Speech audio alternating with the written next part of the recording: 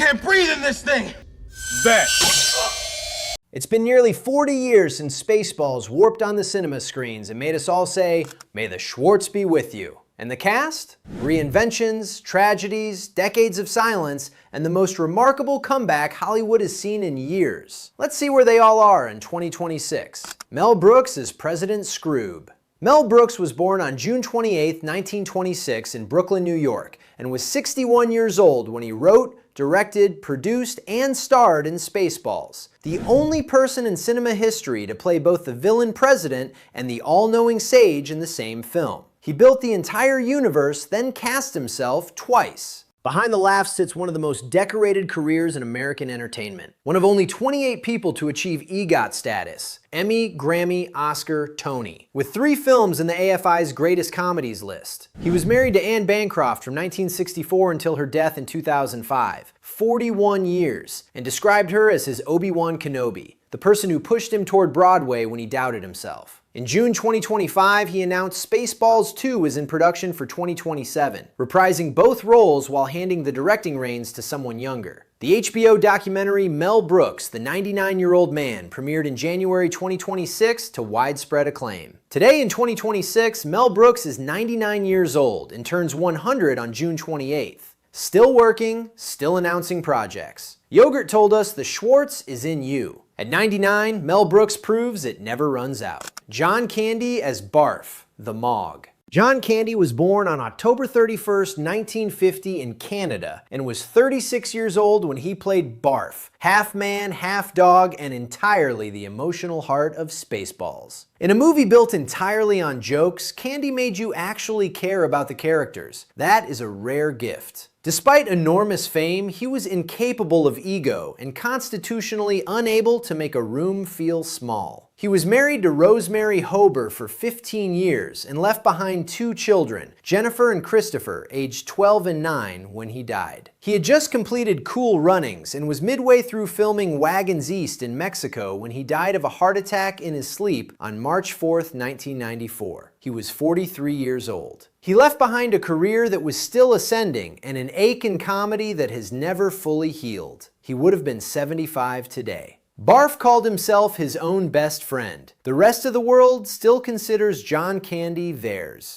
Rick Moranis as Dark Helmet. Rick Moranis was born on April 18, 1953 in Toronto and was 34 years old when he became Dark Helmet, playing the megalomania completely straight while making it completely absurd, which is exactly why every single line still lands nearly 40 years later. But the story everyone needs to hear is this. Rick Moranis did not leave Hollywood because of failure. He left because of love. His wife Anne died of cancer in 1991, and Rick was at the absolute peak of his career. He simply stopped, walked away from everything, turned down offer after offer for nearly 30 years, and raised his 2 children alone in New York as a widower, never once framing it as a sacrifice. Then in 2020, he was randomly punched by a stranger on a Manhattan street, and the world's response was an immediate, overwhelming wave of love from millions of people who suddenly realized how much they had missed him. In September 2025, he confirmed he is reprising Dark Helmet in Spaceballs 2, currently filming. His children are now adults. The man who chose family over fame came back only for something worth coming back for.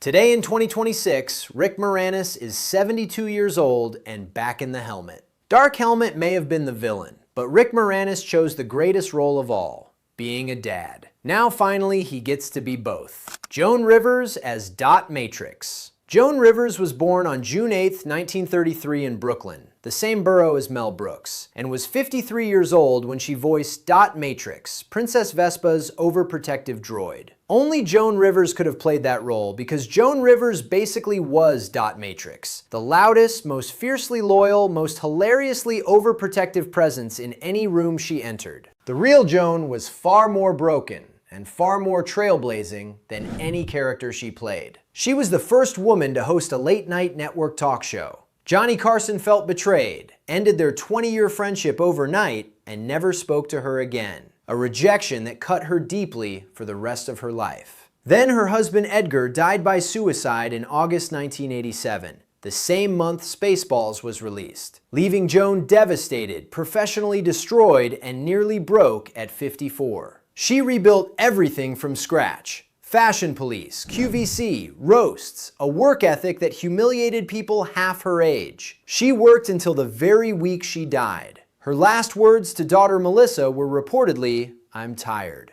Joan Rivers died on September 4th, 2014 at 81 years old. Dot Matrix guarded Princess Vespa until the end. Joan Rivers guarded comedy itself and never once stood down. Bill Pullman as Lone Starr. Bill Pullman was born on December 17, 1953 in New York and was 33 years old when he played Lone Starr. Funny because he played it completely straight while everything around him was insane. He married Tamara Hurwitz in 1987, the same year Spaceballs released, and they have been together nearly 40 years, living on a ranch in Montana with 3 children, including actor Lewis Pullman, who is also in Spaceballs 2. Sleepless in Seattle, then Independence Day, whose presidential address remains one of cinema's most quoted set pieces, a speech a whole generation knows verbatim. Then a major critical resurgence with The Sinner from 2017 to 2021, earning the dramatic recognition his earlier career never quite delivered. Today in 2026, Bill Pullman is 72 years old and currently on set filming Spaceballs 2 with his son beside him. Lone Starr flew a Winnebago to save the galaxy. At 72, Bill Pullman is still exactly the kind of man you'd want flying yours. Daphne Zuniga as Princess Vespa. Daphne Zuniga was born on October 28, 1962 in California, and was just 24 years old when she played Princess Vespa, spoiled, hair-obsessed, and secretly the most dangerous person in the galaxy. The scene where she mows down an entire army to protect her curls before dissolving into tears over a broken nail remains one of film's most perfectly constructed jokes. After Spaceballs, she built a long television career across Melrose Place and One Tree Hill, and away from the screen became a passionate and genuinely committed environmental activist. Not the celebrity endorsement kind, the actually showing up kind. Deeply private about her personal life despite 40 years in the public eye. Today, in 2026, Daphne Zuniga is 63 years old and confirmed for Spaceballs 2. Princess Vespa demanded to be treated like royalty. Daphne Zuniga spent 40 years proving she doesn't need a crown to command a room. Dom DeLuise as Pizza the Hut. Dom DeLuise was born on August 1st, 1933 in Brooklyn. Same generation, same borough, same roots as Brooks and Rivers. And was 53 years old when he voiced Pizza the Hut, the crime lord made of melted cheese who eats himself to death. He had 4 minutes on screen and made it completely unforgettable. But those 4 minutes were the surface of one of Hollywood's deepest creative friendships. He and Mel Brooks made films together across 4 decades. When DeLuise died, Brooks said simply, "He was one of the funniest men I ever knew and one of the most loving." That combination is rarer than it sounds. Married to actress Carol Arthur from 1965 until his death, 44 years, with 3 sons who all became actors. Dom DeLuise passed away on May 4th, 2009 at 75 years old. Pizza the Hut ate himself to death. Dom DeLuise spent his whole life feeding everyone around him with nothing but joy. That's the real difference between the two. John Hurt as the alien cameo. Sir John Hurt was born on January 22, 1940 in England, and was 47 years old when he appeared in Spaceballs' greatest cameo, reprising his own alien chestburster scene as a diner patron who has clearly, exhaustedly been through this before. The creature explodes out, performs a song and dance number, and Hurt simply sighs and goes back to his meal. The joke only works because it is actually John Hurt. His willingness to be ridiculous on purpose for one perfect gag tells you everything about him. Greatness with no vanity attached. The Elephant Man gave him an Oscar nomination. He was knighted in 2015. Diagnosed with pancreatic cancer that same year, he kept taking roles and showing up on set because stopping was simply not something he was built to do. John Hurt passed away on January 25, 2017, 3 days after his 77th birthday. Most actors dread one iconic scene following them forever. John Hurt played his for laughs, twice, and reminded us that true greatness never takes itself too seriously. Dick Van Patten as King Roland. Dick Van Patten was born on December 9, 1928 in Queens, New York, and was 58 years old when he played King Roland. The man who accidentally reveals his planet's air shield combination is 1, 2, 3, 4, 5, and then discovers in horror that it's also the combination to his luggage. Van Patten plays it with perfect, bewildered dignity. He has royal bearing, and he has 1, 2, 3, 4, 5. The collision is one of the film's most quoted moments. Most audiences knew him as the widowed father of 8 on 8 is Enough, one of television's most beloved family portraits. Married to Patricia Van Patten from 1954 until his death, 61 years. In later life, he founded Natural Balance Pet Foods, convinced commercial dog food was harming animals. The man who played America's TV dad spent his final years quietly changing what America fed its dogs. Dick Van Patten passed away on June 23, 2015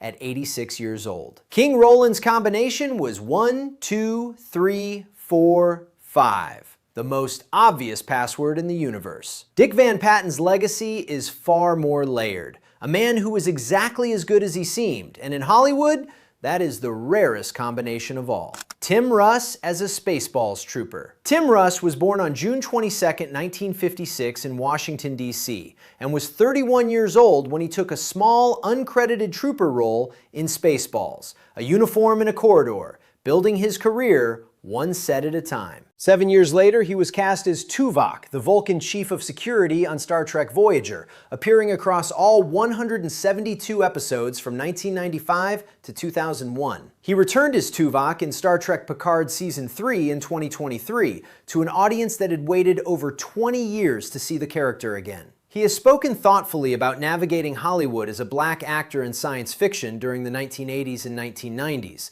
the limited roles, the patience required, the long grind before the breakthrough. Today, in 2026, Tim Russ is 69 years old. From anonymous trooper in a Mel Brooks parody to a Vulcan in nearly 175 hours of television.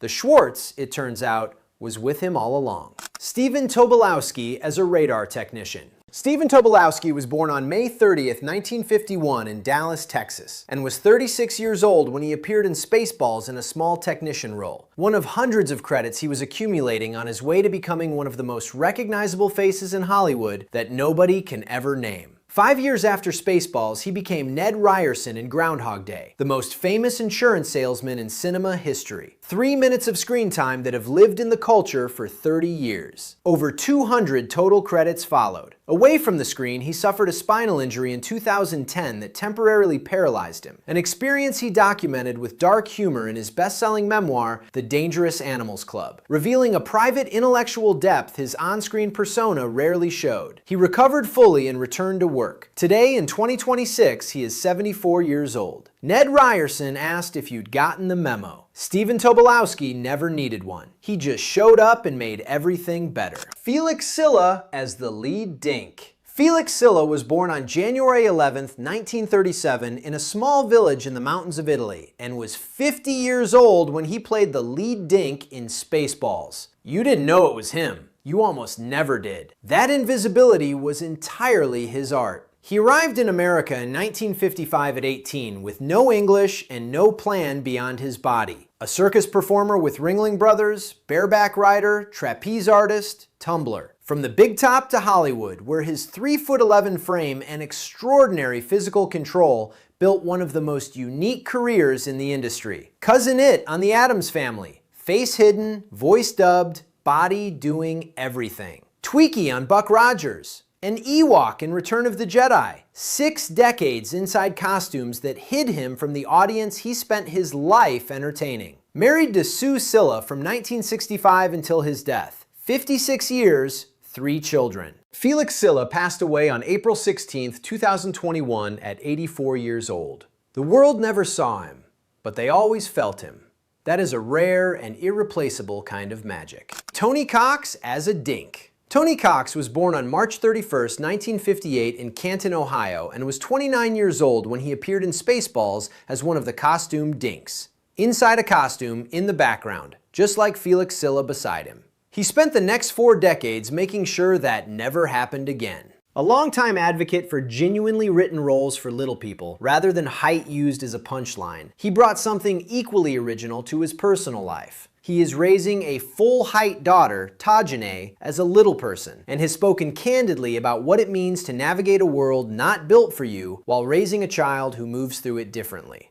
His career found its fullest expression in Bad Santa in 2003, playing Marcus with a dangerous, scene-stealing menace that used his physicality as character rather than joke. Today, in 2026, Tony Cox is 67 years old. He was a background dink in Spaceballs. He has spent 40 years making certain nobody puts him in the background again.